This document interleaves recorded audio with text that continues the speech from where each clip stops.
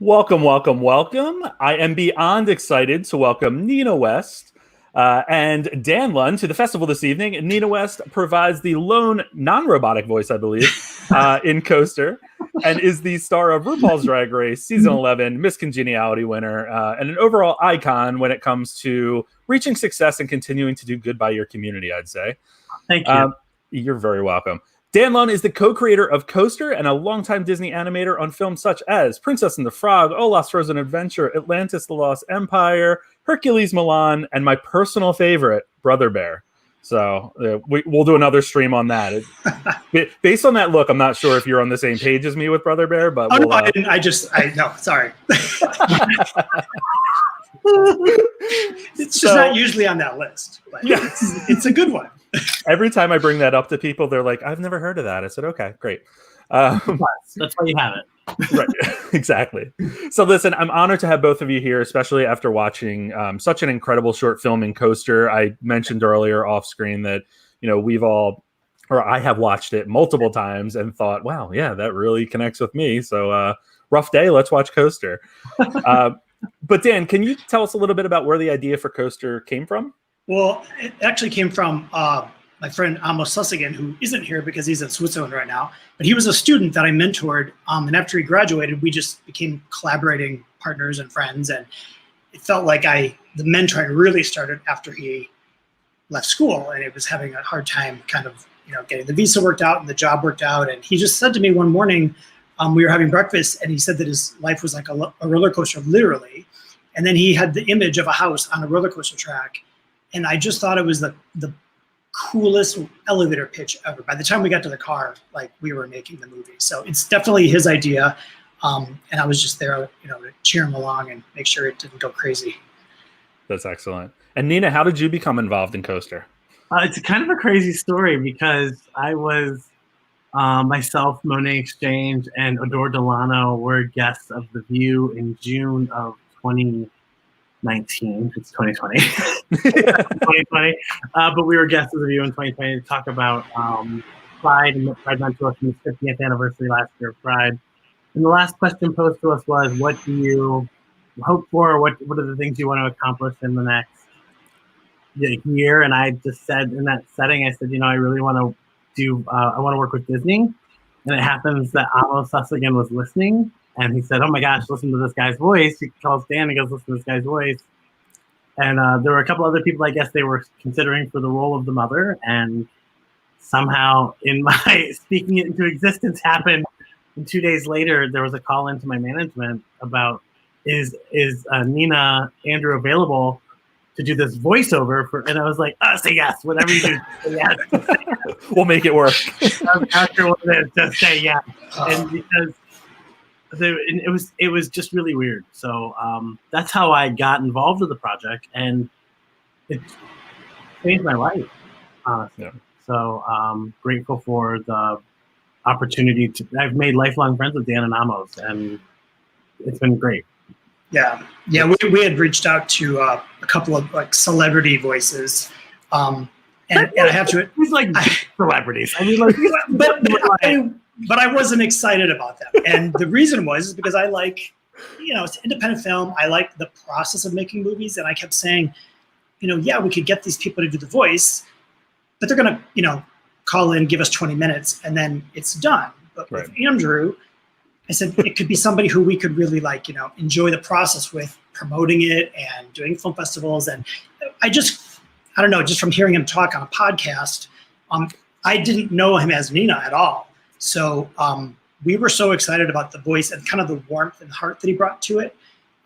We called him the next day, and we had a 2-day window to record him. So wow. We had not met him, and we recorded him and then met him, months later. But have you ever told anybody out loud who the other voices were? Because I know who they are. I don't know if anyone else. Have you ever said? I don't think it's a secret. I mean, they didn't. It wasn't like they said yes and we fired them. No, but, it's just. I think it's fun. Andrew's he's saying right now. Can you tell them who you? Yeah, exactly. So he stole the role from the role. We wrote it in the voice of Louis Anderson because I love Louis Anderson as the mom in Basket. So the idea of going with a male voice it didn't throw us. It wasn't even something we thought about because we were always using Louis Anderson, but we knew, he wouldn't recreate the role and, rip off his own character. So we sent out, I think, to Laurie Metcalf, Melissa McCarthy. There were 4. While you're saying these, please look at the smile on Andrew's face right now. Oh, do you remember who the other 2? Mandy Moore and there was one I want you to know. I think maybe Julia Louis-Dreyfus. It was Julia Louis-Dreyfus. Okay. I only knew Julia Louis-Dreyfus and Melissa McCarthy. So hearing Laurie Metcalf and Mandy Moore makes me just be like, ooh.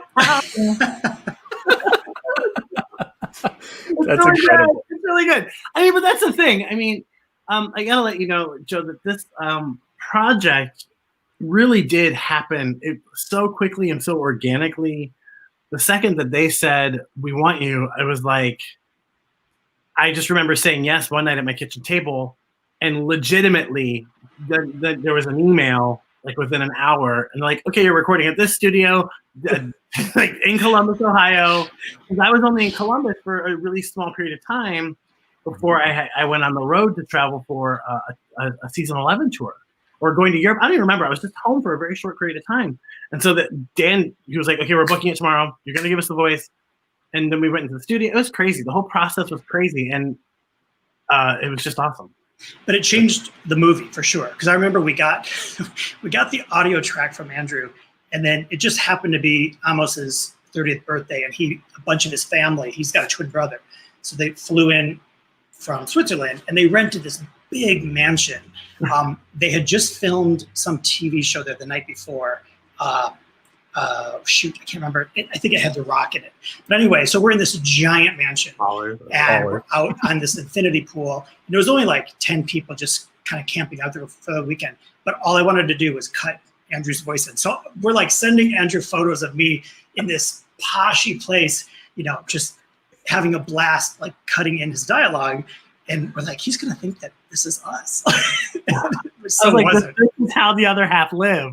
Yeah, but it was great. The dialogue was always written to be much more sarcastic and flippant. And Andrew always gave us the take that was so much more heartfelt than we ever imagined. So we, in that little mansion setting, I cut out probably half the jokes and let some of the more kind of weighty stuff. Not that it ever gets really preachy, but there's just a certain cadence to some of the dialogue that we didn't have time for before. So it's the best decision we made. And plus, we're, like Andrew said, we're friends. We're still collaborating. We get to do podcasts like this. It's great. Why we do this.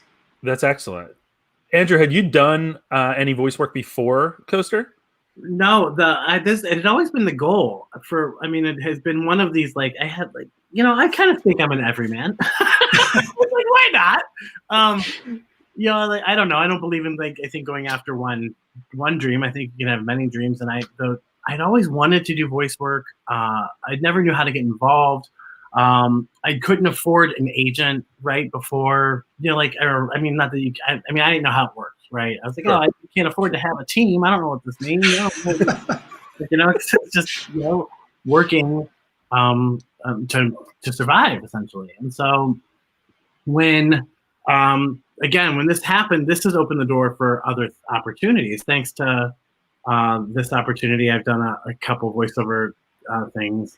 I've worked with Bobby Moynihan on his show Lofi, on Comedy Central. And it's allowed me to flex that muscle like I always wanted to, but didn't have the opportunity to, or didn't know how to. Right. It's become a viable option for me, which is really, I was just like, I'd like to do that sometime. And now it's like, whatever, sure. It's like when you go to the store and buy bananas, like, oh, they went bad, I guess, whatever. But and it happened. I don't even know what that analogy meant, but there you go. We'll take it. Yeah, it's a banana analogy. But I legitimately have now had, because of this, like I said to you, it's changed my ability and my focus of my work in such a great way, especially now during COVID, where I have to work at home anyway. And so what can I do? I can record voice at my house. I can do virtual shows. It's been pretty awesome. That's great. Excellent. Yeah. So the characters themselves, were they based off of anyone? And this, I guess, is a question for both Dan and Nina. You know, Dan in particular, with the writing of the characters, was there anyone in mind when you were writing them? And then Nina, when you were providing the voice for the mother, was there anyone you were thinking of? Well, I mean, you know, Amos was very specific when he started developing this, that he didn't want it to be his life's. He's like, this is not about me. But there was a unique angle that I pulled from when I was doing my pass on the writing, which was Amos was somebody who, when I was mentoring him in school, did everything right. Like, he was an amazing student and he was an amazing artist. And I always jokingly said that I wanted to be him when I grew up, because he was on many levels like what I wished I was in my daily life. And so when he was struggling to get a job, and all I kept saying was like, just life's not fair. And like, you know, at some point, it doesn't matter if you got the universe doesn't know you got an A on that paper. Like, you're going to watch people who didn't do their homework get the job you wish you had. And it's kind of a hard concept to wrap your head around when you're the person, you know, at the starting line waiting to take off. So I think that that's what I brought to the writing of it, is to make sure that the character was not a slob. It wasn't a character who had to sort of get his shit together. It was a character that basically just had to learn that you just get up every day and keep trying. And that's what I watched Amos do. I mean, when he did tell me at breakfast about his idea, he had gone through a really bad dip in the road where I'm like, I don't know how much more can somebody take, right? Yeah. Who deserves so much. So so I think the mom's voice, when I was writing it, was my way of sort of giving, and she wasn't really in the original story, but I felt like there had to be like a moral compass that kind of kept the audience knowing what we were trying to say, because with animation, it's so hard to, you know, get performances out of characters and stuff like that. So that was what I brought to it. And then, like I said, Andrew brought an entire other layer of warmth and heart that Julia Louis-Dreyfus could never. Your favorite. Oh my God. Yeah, Laurie Metcalf. I don't even know. What is she doing these days? Broadway, winning Tony Award. I mean, not right now, but you know, what was fun? What was funny is there were big chunks of the movie that weren't working yet, and I got sent away to New York to work on the Frozen Broadway show. So I was there for like 13 weeks, and so I would just sort of wander down to these cafes and storyboard. And Laurie was in town rehearsing for a play. And at that time, we didn't know that we were going to send out, you know, we were far from recording the voice at this time. But it's just so ironic to think that, you know, the project that she lost to, you know, she kind of saw me working on every day in this cafe. So. That's great. Andrew, how about you with the inspiration for the voice? I love your stories, Dan. The voice was, I mean, it was a no-brainer for me to initially start to base the character off of my own mother, who is both compassionate and sarcastic and sardonic and like goofy. And I mean, like, my mom encapsulates kind of everything I also am. So there's so many things, especially there's a line in the movie towards the end. It's like the mom's last line. That is so my mother. It's so the sound, the cadence of it, the rhythm of it. I just listened to that over and over again in my head, imagining how she would say it and tried to deliver it that best way. And so that my mom is so present in that performance, which is really great and wonderful and kind of an amazing little gift and wink that I've been able to give to her because of this opportunity, right? So like when they listen to it, my dad even said, he's like, "Ah, that sounds like your mother."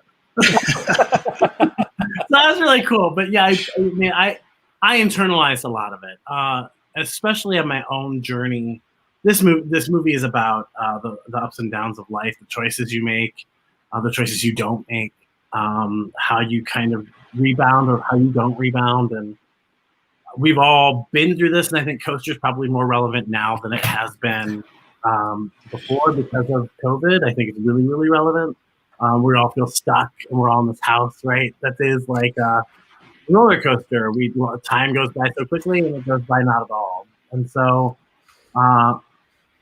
it just the weight of the work itself felt pretty relevant to my own experiences with my own struggle privately with my family and life in general. And it was just, and love life. Let's talk about it. So it was, it felt like an opportunity for me to, in a very short period of time, doing a really quick character work is tough, but because it was so short, and because it's an animated short. You have to encapsulate emotion and character and feeling and energy in so few lines. And then on top of it, I find out I'm the only real voice in the business. Like, I have a major responsibility to really add to the animated work itself. Like, I have a responsibility to make sure that, like he said, I'm the moral compass. And Dan really, really pounded that home to me in our first conversation about it, which would be our recording conversation. This is the moral compass. That she is the balance for this person's life. And how do you, like, where does she sit? So also, I don't know. I don't want to speak for you, but maybe you can talk to this. Was it the first time that somebody had hired you sort of not as Nina? Because, I mean, we were not aware of how famous she was or was just about to get. And nobody believes me now. People at work. I'm not Rory Metcalf famous, Dan. Well, you know what? I don't know. Has she been voted Miss Congeniality? She worked. I vote for her. She might know Dolly Parton. I don't know.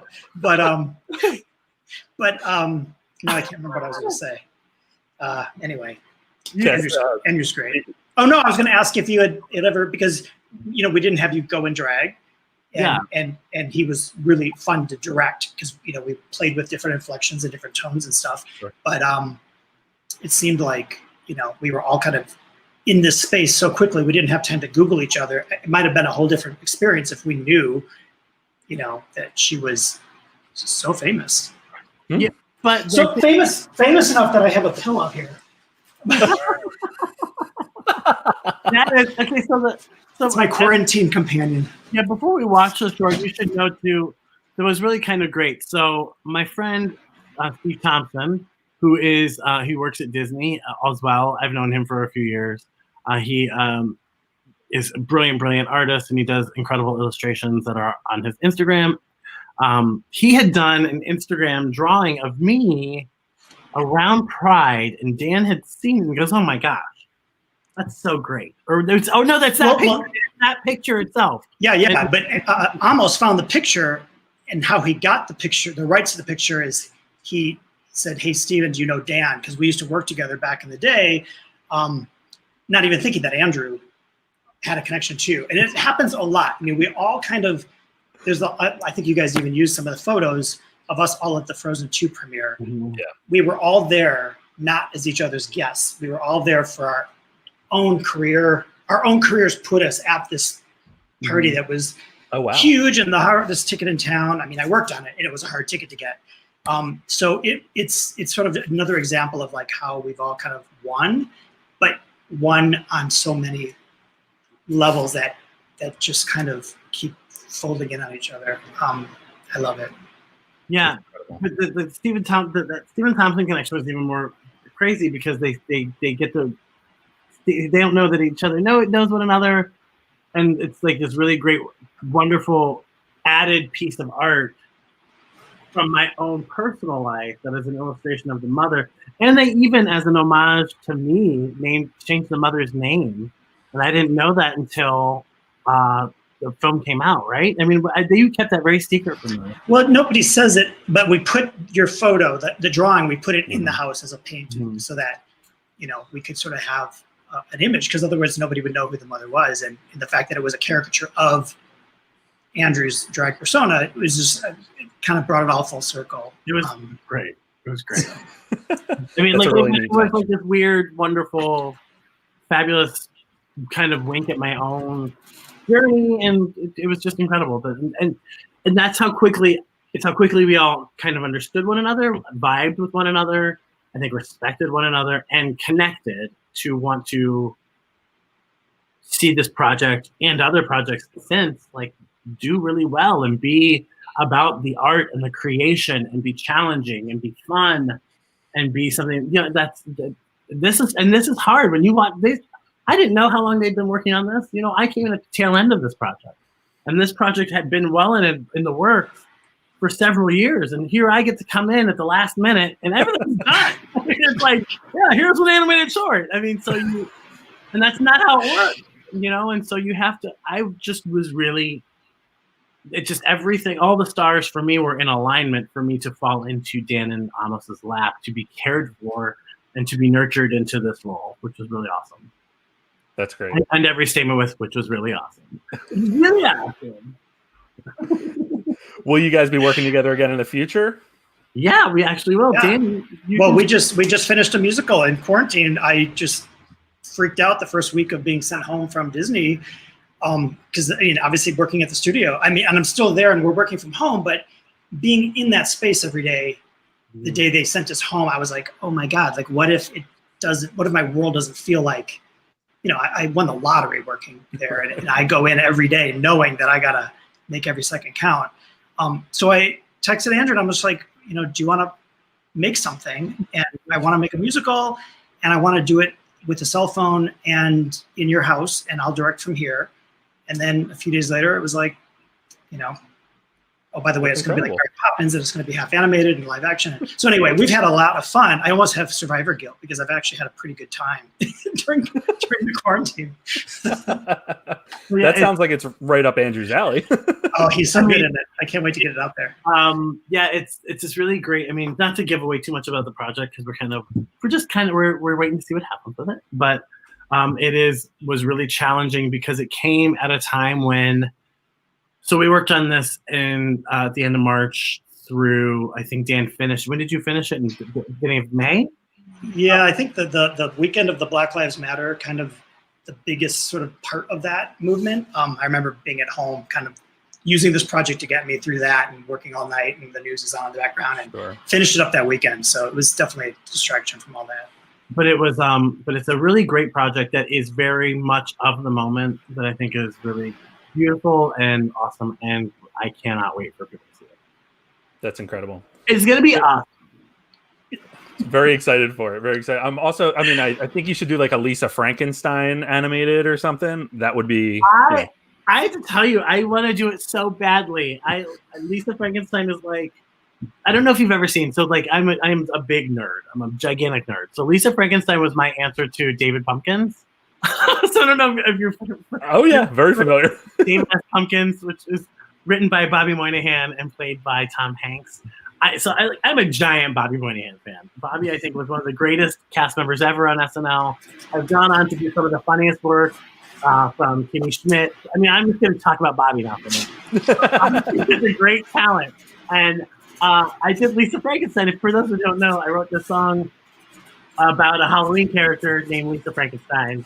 And she's totally the scary type. She's really cool. And she goes to high school, and she's like a cross-section between Lisa Frank and Frankenstein. And she is delightful and joyous, and really, she's a monster. And it makes so much sense for there to be a cartoon version of Lisa engaging and interacting in our own world. And I just want it to happen so bad. I just have to pitch it. You mentioned it to me. Yeah, like someone right here. Did you see me turn around? I just wrote Bobby Moynihan, Lisa Frankenstein. By tomorrow morning, we're going to be making something. I can't wait to talk tonight after this is over. All right, very cool. I mean, because Lisa, it's really funny you said that. Lisa is so me. So me. That's a good next. I just get the music stuck in my head all the time. The song is... Thank you. So I do want to, we're going to wrap up in a second so that we can show the film, but I do want to ask what's coming up next. Dan, for you, my first question is, why is Brother Bear so underrated? I told you I was going to ask this. You didn't tell me you were going to ask that. The reason I'm like, usually people have frozen questions, and I was before getting on here, I'm like, what do I say when he asks if there's going to be a sequel? So I wasn't prepared for a Brother Bear question. I'm trying to remember if it even got released. It certainly was released. I don't know what to say. People love it. I'm glad. Yeah, what are you doing next, Dan? What are you doing next? I'm still at Disney, and they've been incredible with kind of getting this whole work at home thing going. So we're making a feature, and I'm working on some ancillary stuff, and and the studio themselves are really leaning into the social causes and things that are going on right now. So that's great. I feel like it's a very healthy way to be a little out of our comfort zone, meaning not so much of what we do comes from being in the room, and I miss that very, very much. That's great. Andrew, and then Lisa Frankenstein, I guess that's what's coming. Yeah. And then we have a new show to pitch. So Lisa Frankenstein is the next thing I'm working on. Okay, there you go. Good answer. Done and done. It's gonna be like Gargoyles meets Gummy Bears meets Chippendale Rescue Rangers. Go. All right. I hope Disney Plus is watching. I know. I magic happens. You just don't know. I know. What am I working on? I am actually tonight. I had a rehearsal for a show that I'm doing in Columbus, Ohio, called When Pigs Fly. It was an off-Broadway musical. I get to step in and be a guest star, which is really lovely. But really, the whole point of me doing this show is to help raise money for this theater called the Short North Stage.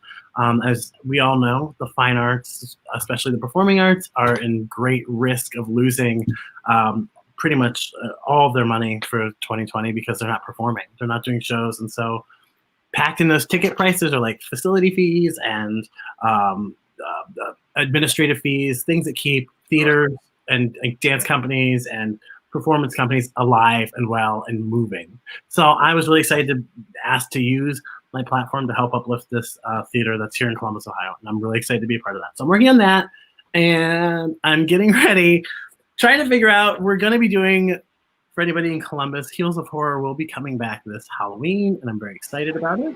The challenges that present themselves are, of course, what everyone is going through, which is COVID. And so I'm trying to approach have an outdoor approach with being mindful of people's unease and address their comfort levels with doing a show in this environment. And it's tough. So I'm trying to be responsible about that. Well, you can it'll be a fun twist because, at least out here, so many Halloweens, there's no masks, right? You can't wear a mask to work. You can't wear masks. So now the twist is like you have to wear a mask. So it's kind of like the one night everybody can go out and be safe because who doesn't want to wear a mask, right? I want to wear a mask. So there you go. Yeah. In an upcoming series of Lisa Frankenstein, I would love to wear a mask. There you go. So, well, make sure I get info. I want to come. I want to see the show. That'd be awesome. Yeah, that'd be great. Well, and Joe, you were the one who brought it up before we started. So, Joe, where are you at? Were you Chicago? Just north of Philadelphia. Why did I think Chicago? I don't know. But yeah, I made the drive out for a weekend with college friends last year. We went to your brunch, and then we went to Heels of Horror after that. Wow, that was a full day. That was a very full day for you.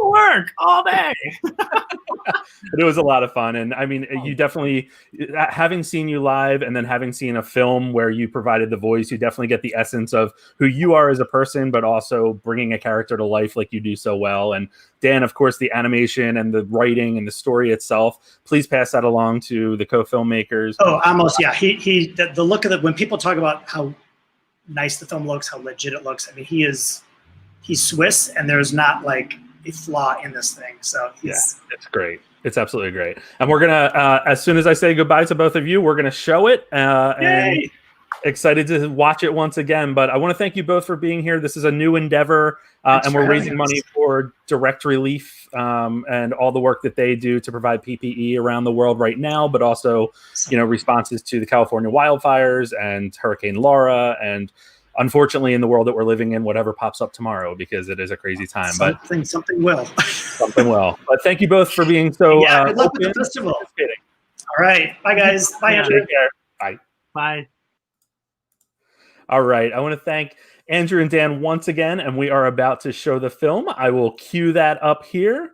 And as I always say, this is technology, permitting, but here we go.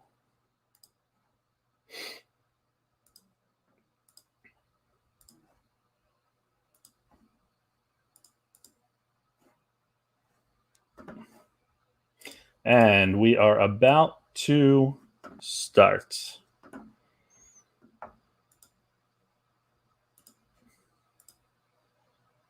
Enjoy.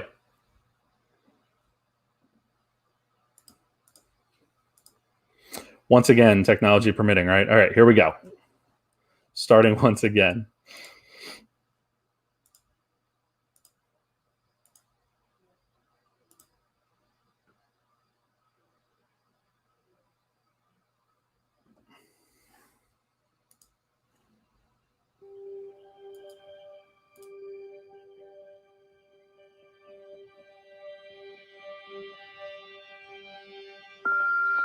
Good morning.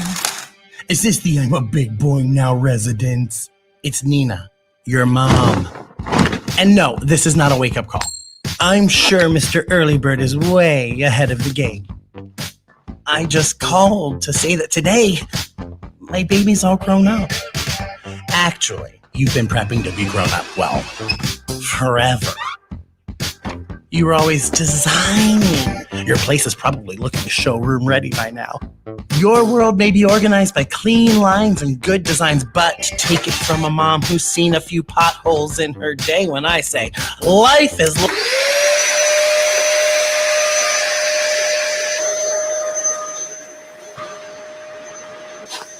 Right.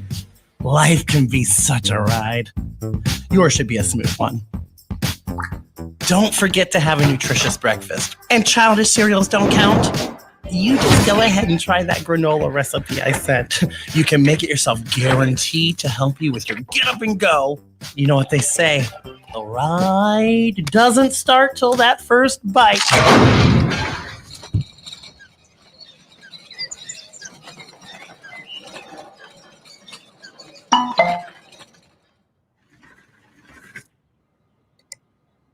Dear Mr. Doe, thank you for submitting your job application. We are always eager to hear from the next highly talented, shrewd and nimble leaders of the future, ready to take on any new and exciting tasks utilizing their masterful team-building skills. Unfortunately, you do not land within these parameters.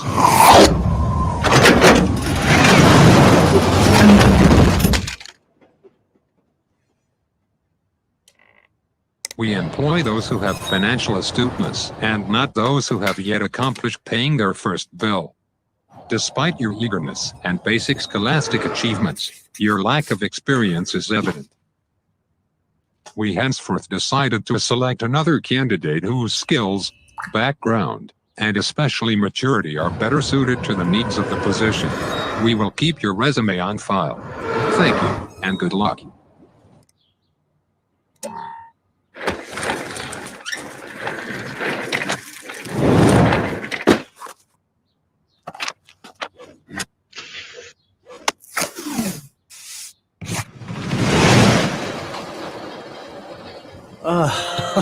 Those adult days can seem so long. Good sleep equals good energy, and none of that fake energy in a can. Get real, Z's! And really, we should talk about girls. You've enjoyed your fair share of beauties, but it's what's on the inside that counts.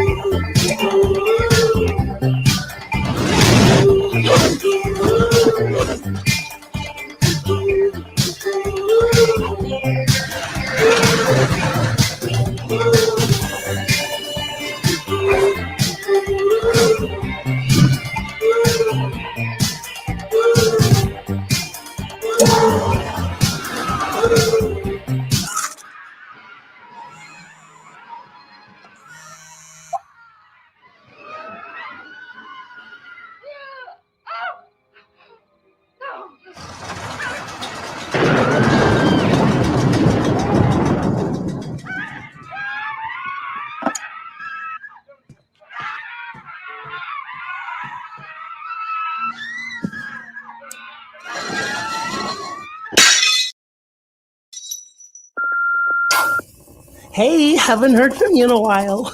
I know, doing amazing things keeps you busy. Well, assume Mom's proud of you.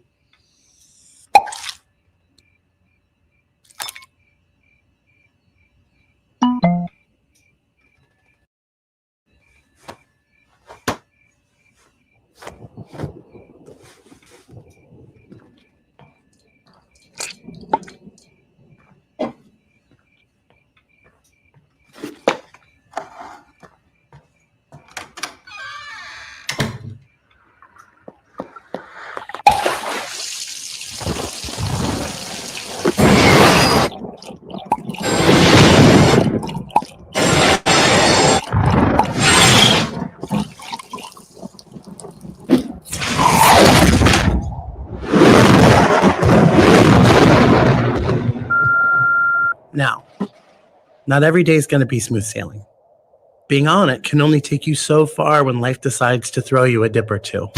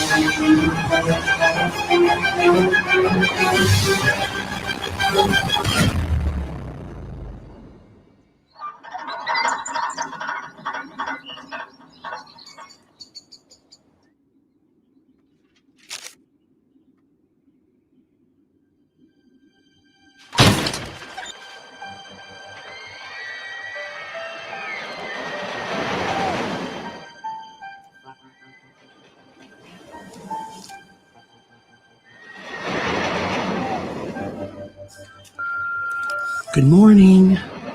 Anybody in there? It's Mom. That trip to adulthood taking longer than expected?